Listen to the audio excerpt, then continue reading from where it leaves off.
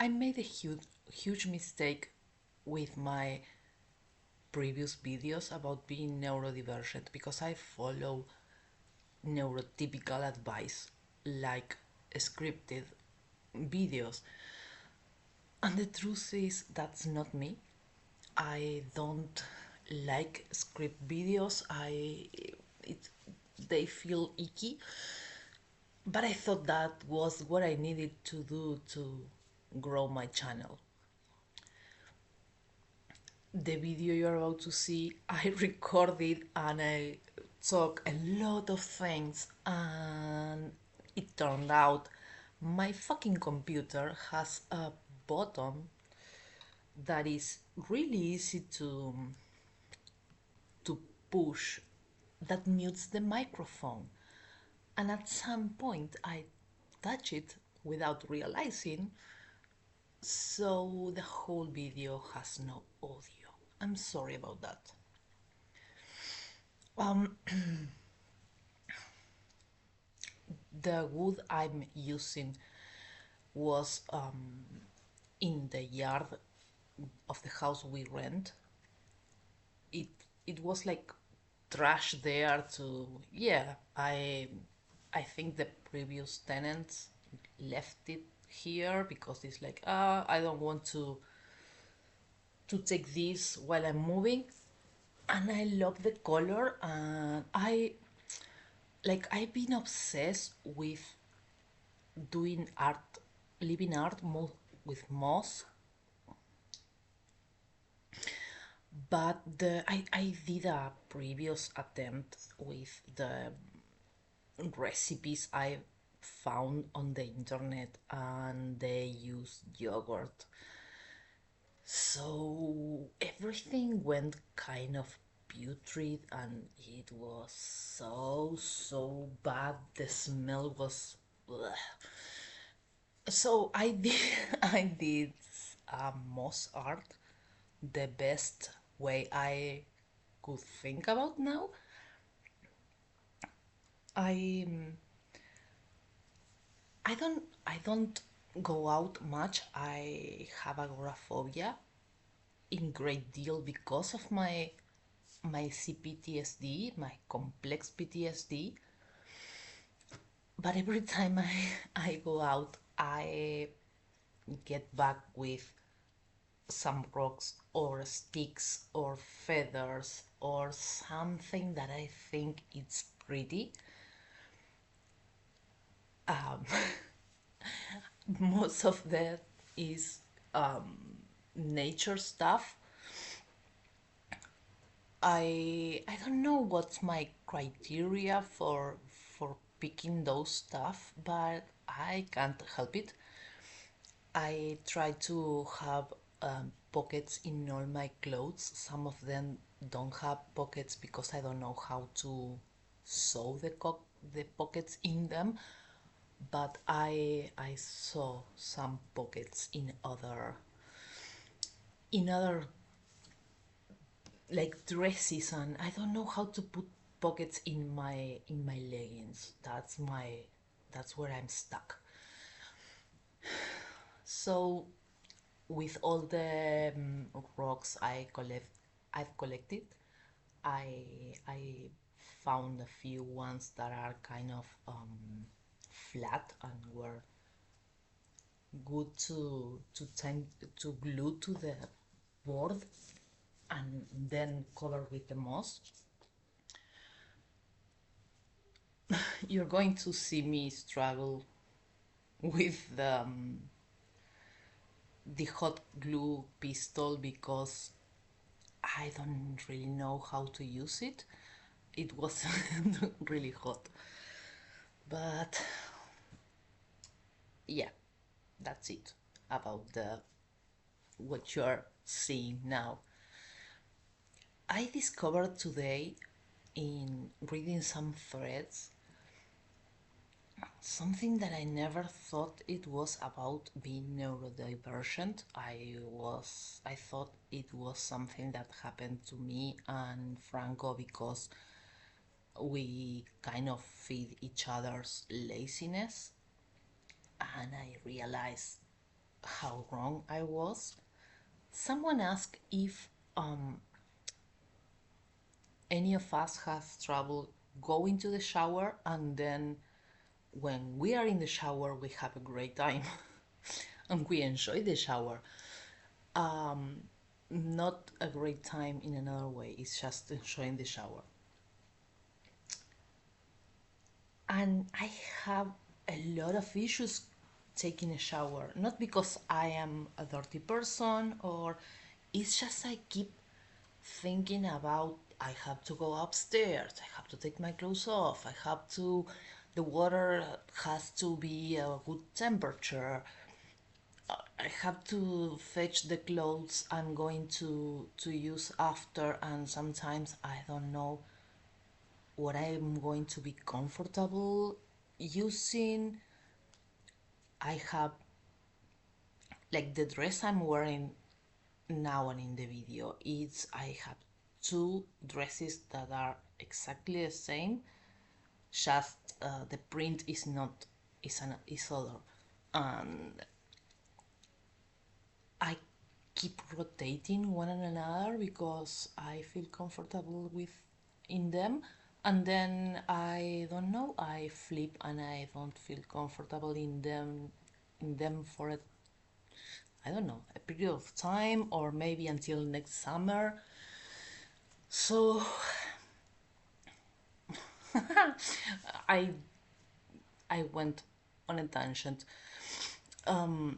Getting to the shower is an effort, and I never thought it was because we have this hard time transitioning to from one thing to the other,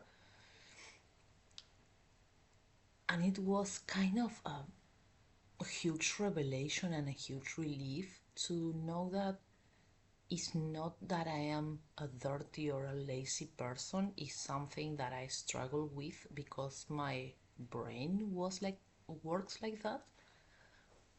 I don't I also saw posts about white women just taking showers once a week. I don't do that. I do admit that I spend maybe 2 or 3 days without showering, but it's not because I don't want to, it's because I keep having this hard time getting ready to go to the shower, and I keep postponing it, and all of a sudden it's time to sleep because I postponed it, and then I started a side quest that led to another side quest that led to yet another side quest, and then I ate, and then I forgot, and yeah. I think I I haven't been explained enough about the patterns my brain brings, because I I was treated for anxiety. Complex PTSD is kind of something new to me. And the more I learn about neurodiversity and how trauma reshaped the brain and the amygdala and the frontal lobe, all of that stuff that I can't repeat because I don't know enough, but every time I see a video, read a book about it, it's clear to me that it's not that my diagnosis is anxiety. My diagnosis my anxiety is about the complex PTSD that I have, and how the therapist treat me, and what they expect from me. I used to have this therapist that she was the embodiment of toxic positivity. Every Sunday at 7 a.m. she would send us a happy something. And in Argentina, Sundays are rest. Like it's kind of it's a given. There are some things open, but not at 7 a.m. on a Sunday. Yeah, hospitals, but you know what I mean. And the fact that she sent that, and that was the first message I saw when I finally was awake enough to check my phone, sent me in a kind of spiral of shut the fuck up and let me wake up and let me feel whatever I'm feeling. I don't want you to push me to start the day up there and yeah, let's move, and because it's overwhelming to me. And I told her that much. I also like have a panic attack while we were in session in her office, and she told me like, yes, stay positive, and that therapist was like the 11th 12th therapist I've seen. I have seen but that time, and it was yet another proof that a lot of the workers, of the professionals that supposedly are the ones that are qualified to help us aren't at all. Like they try to put us all in the same box, and when we don't respond to the same thing that all of the other patients, or even not all the other patients, what a book says we should respond to, we are a failure and we are not doing the work, or we are not positive enough. And I am a positive person, but I also need to feel my anger, I need to feel my sadness, and that's kind of why I do this art and these videos and these DIY projects.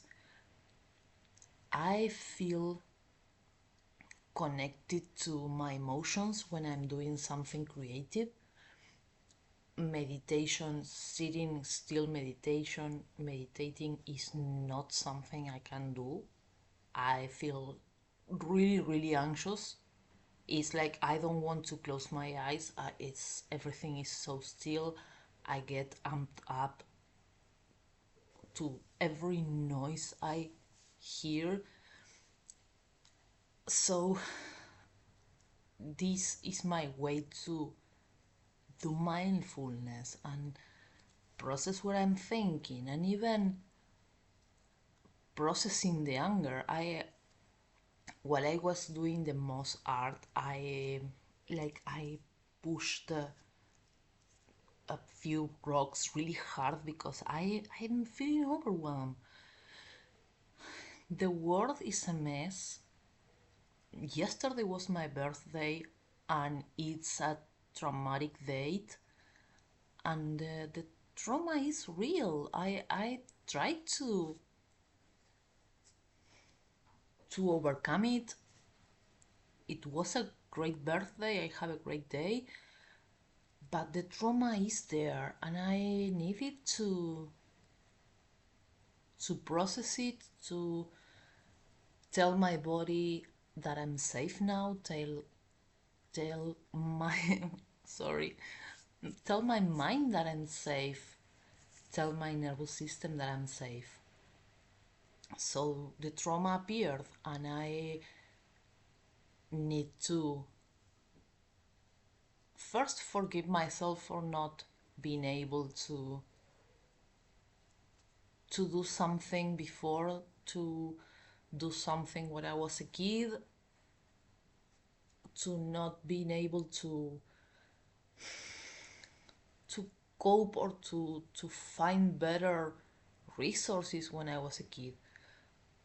I also need to feel the anger and the frustration, because denying it is just that, it's just denial. It's not something that is helpful or that is going to let me heal. I need to feel it, to process it, to transform it, to transmute it, transfix it. I don't know what I can't remember the word that I want to say. The other thing that I why I do so much art, and that is completely connect with this, is I'm into all the woohoo witchy stuff. I studied tarot. I tried to study astrology and I couldn't like remember a lot of things. But I believe that doing witchy stuff is transmuting the energy, is connecting with ourselves, with nature, and the moss and the stones and the sticks that I collect have that. I think it's about inner work. I and being a witch can be cleaning with intent. It's not just about making potions and I don't know, having an altar. Most witches have an altar. It's altar, whatever. But I don't think it's just one thing. I think it's about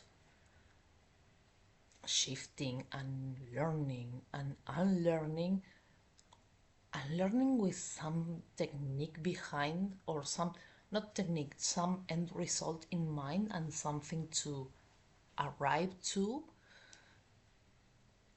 And doing the art projects, like it it helped me cope and have an end goal that when I reach that end goal, I feel like there is this ritual of closure, of of completed chapter, or something like that. This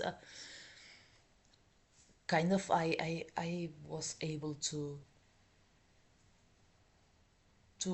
redefine my trauma in a better way, in a better light. And that's something that I really love about my life, you know. I really I really lean into to be happy. But again, like my ex-therapist, it's not everything has to be happy. I don't have to be joyful and laughing and screaming and dancing all the time.